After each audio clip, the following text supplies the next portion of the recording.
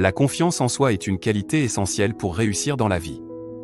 Elle nous permet de croire en nos capacités, de nous affirmer, de prendre des initiatives, de relever des défis et de nous épanouir.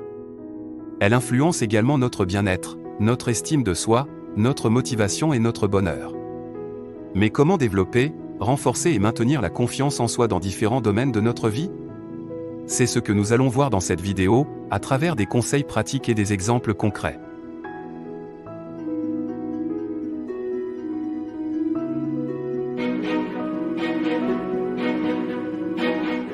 La confiance en soi se définit comme le sentiment de pouvoir faire face à une situation donnée, qu'elle soit personnelle ou professionnelle.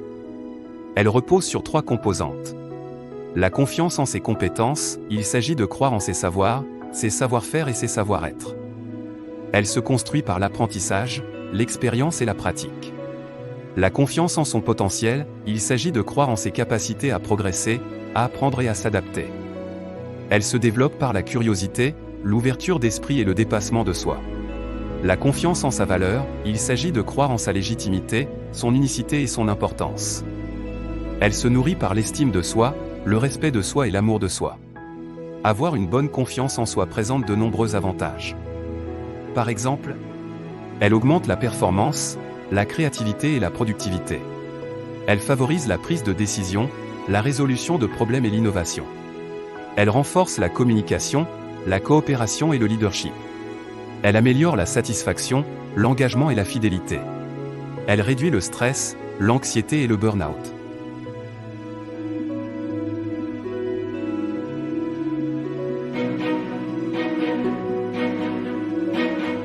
Pour développer, renforcer et maintenir la confiance en soi, il est indispensable de travailler sur l'estime de soi.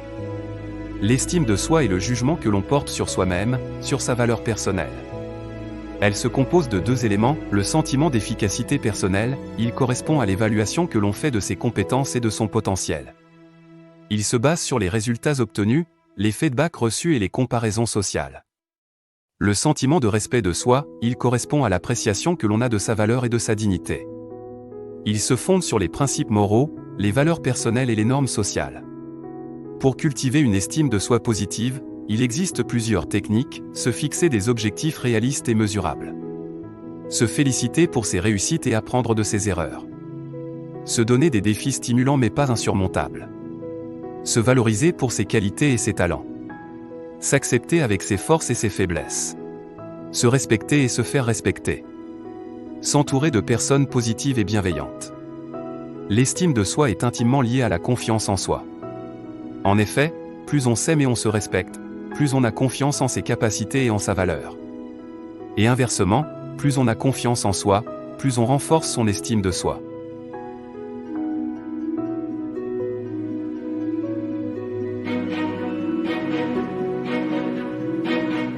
Le travail est un domaine où la confiance en soi est primordiale. Elle permet d'affronter les situations professionnelles avec assurance, qu'il s'agisse d'un entretien d'embauche, d'une présentation orale, d'un projet collectif ou d'une négociation commerciale. Pour développer la confiance en soi au travail, il faut d'abord surmonter le syndrome de l'imposteur. Il s'agit d'un phénomène psychologique qui touche de nombreuses personnes, et qui consiste à douter de ses compétences et à craindre d'être démasqué comme un imposteur. Il se manifeste par des pensées négatives, comme « je ne suis pas à la hauteur »,« je ne mérite pas ma place »,« je dois tout à la chance »,« je vais être découvert ». Pour lutter contre le syndrome de l'imposteur, il faut prendre conscience de ses pensées irrationnelles et les remettre en question. Reconnaître ses réussites et les attribuer à ses efforts et à ses qualités. Accepter les compliments et les critiques constructives. Se comparer à soi-même plutôt qu'aux autres. Demander de l'aide quand on en a besoin. La confiance en soi au travail a un impact positif sur la réussite professionnelle. En effet, elle permet de se démarquer par son charisme et son leadership. S'adapter aux changements et aux imprévus. Prendre des initiatives et proposer des solutions. Développer son réseau et ses opportunités. Négocier son salaire et sa promotion. Pour renforcer la confiance en soi au travail, il existe plusieurs stratégies, se former régulièrement pour acquérir de nouvelles compétences. Se préparer minutieusement aux situations importantes. S'exposer progressivement aux situations difficiles ou stressantes. Visualiser positivement les scénarios possibles. Se détendre avant, pendant et après le travail.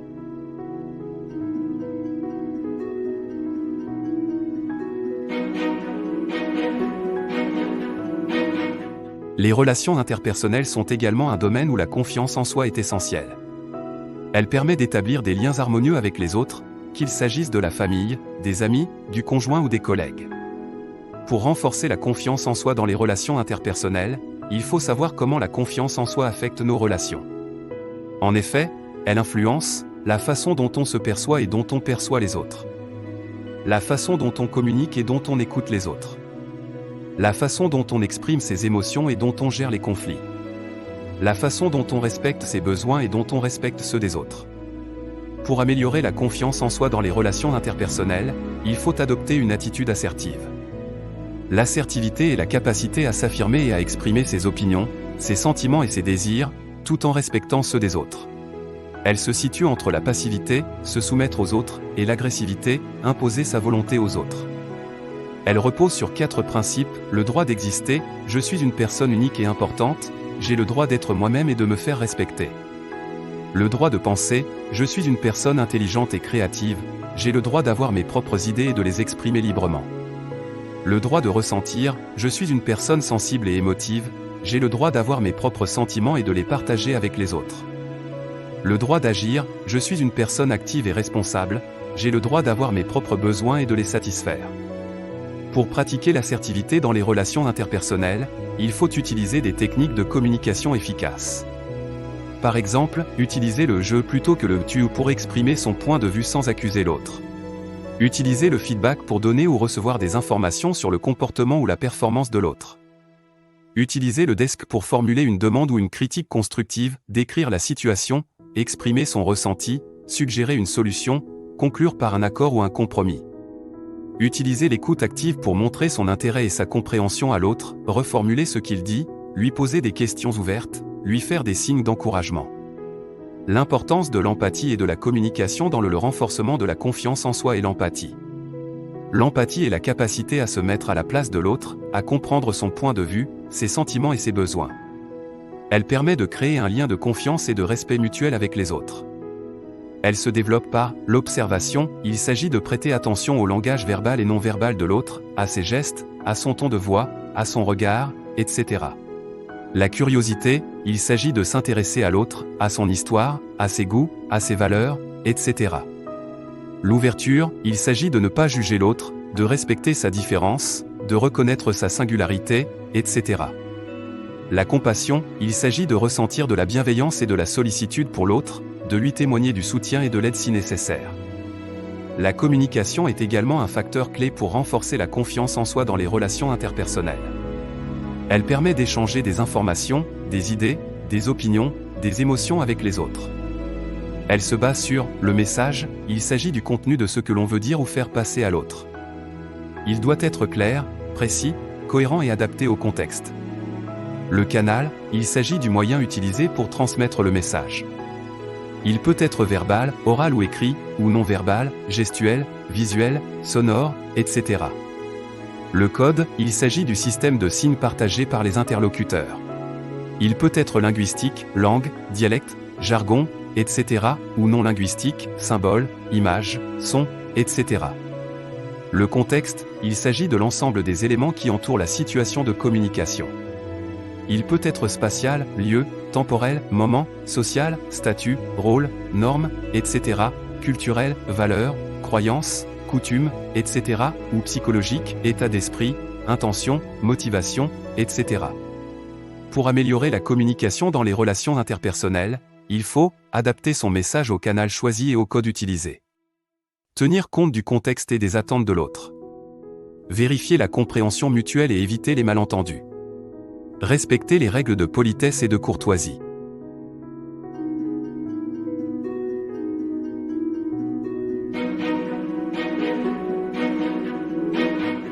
La santé et le bien-être sont des domaines où la confiance en soi est également importante. Elle permet d'avoir une meilleure qualité de vie, une meilleure résistance au stress et une meilleure prévention des maladies. Pour maintenir la confiance en soi en matière de santé et de bien-être, il faut prendre conscience de l'influence de la confiance en soi sur les habitudes de vie. En effet, Elle détermine la façon dont on se nourrit. Une bonne confiance en soi favorise une alimentation équilibrée et variée, qui apporte les nutriments nécessaires au bon fonctionnement du corps et du cerveau. La façon dont on bouge. Une bonne confiance en soi encourage une activité physique régulière et adaptée à ses capacités et à ses envies, qui renforce le système cardiovasculaire, le système musculaire et le système immunitaire. La façon dont on dort. Une bonne confiance en soi facilite un sommeil réparateur et suffisant, qui permet au corps et au cerveau de se régénérer et d'éliminer les toxines.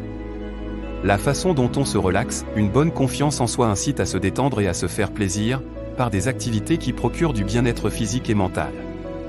Pour maintenir la confiance en soi lors de défis de santé, il faut adopter une attitude positive et proactive. Par exemple, se renseigner sur sa maladie ou son handicap. Suivre les recommandations médicales. Chercher des solutions adaptées à sa situation. Se fixer des objectifs réalistes et progressifs. Se faire accompagner par des professionnels ou des proches. L'importance de l'auto-soin et de la résilience dans le maintien de la confiance en soi est indéniable. L'auto-soin est l'ensemble des actions que l'on fait pour prendre soin de soi, de son corps et de son esprit. Il implique de se respecter et se faire respecter. S'écouter et s'exprimer.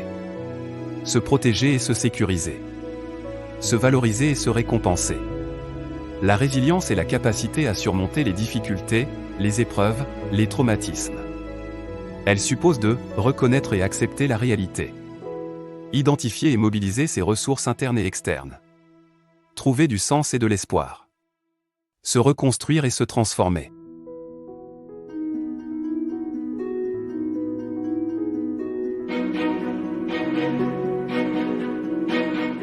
Malgré tous les efforts que l'on peut faire pour développer, renforcer et maintenir la confiance en soi, il existe des obstacles qui peuvent la fragiliser ou la diminuer. Il s'agit principalement des pensées négatives, du perfectionnisme et du manque de soutien. Les pensées négatives sont des idées ou des croyances qui nous limitent, nous dévalorisent ou nous découragent. Elles peuvent être conscientes ou inconscientes, rationnelles ou irrationnelles, générales ou spécifiques. Elles se traduisent par des phrases comme « je ne suis pas capable »,« je ne suis pas intéressant »,« je ne suis pas aimable »,« je ne vais pas y arriver ». Pour identifier et gérer les pensées négatives, il faut les repérer et les noter. Les analyser et les remettre en question. Les remplacer par des pensées positives ou réalistes. Les contredire par des preuves ou des exemples. Le perfectionnisme est un trait de personnalité qui consiste à vouloir atteindre l'excellence, voire l'idéal, dans tout ce que l'on fait. Il peut être motivant ou inhibant, selon qu'il est sain ou malsain.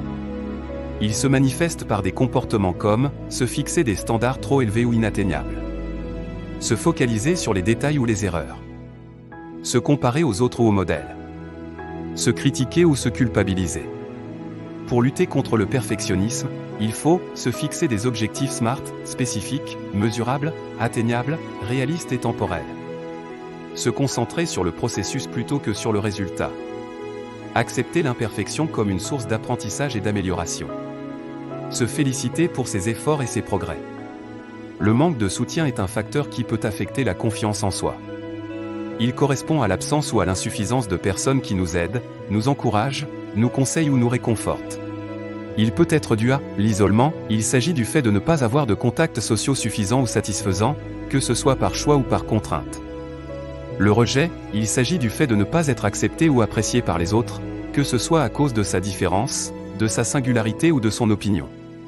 Le conflit, il s'agit du fait d'avoir des désaccords ou des oppositions avec les autres, que ce soit pour des raisons personnelles, professionnelles ou idéologiques. Pour recourir à des ressources externes pour soutenir le développement de la confiance en soi, il faut développer son réseau social. Il s'agit de créer ou de renforcer des liens avec des personnes qui partagent nos centres d'intérêt, nos valeurs ou nos objectifs. Chercher du soutien émotionnel, il s'agit de trouver des personnes qui nous écoutent, nous comprennent, nous rassurent ou nous consolent. Demander du soutien instrumental, il s'agit de solliciter des personnes qui nous aident, nous conseillent, nous orientent ou nous accompagnent. Consulter un professionnel, il s'agit de faire appel à un spécialiste qui peut nous apporter un diagnostic, un traitement, une thérapie ou un coaching.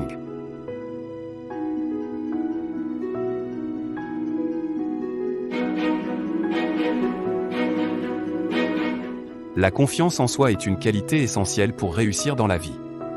Elle nous permet de croire en nos capacités, de nous affirmer, de prendre des initiatives, de relever des défis et de nous épanouir.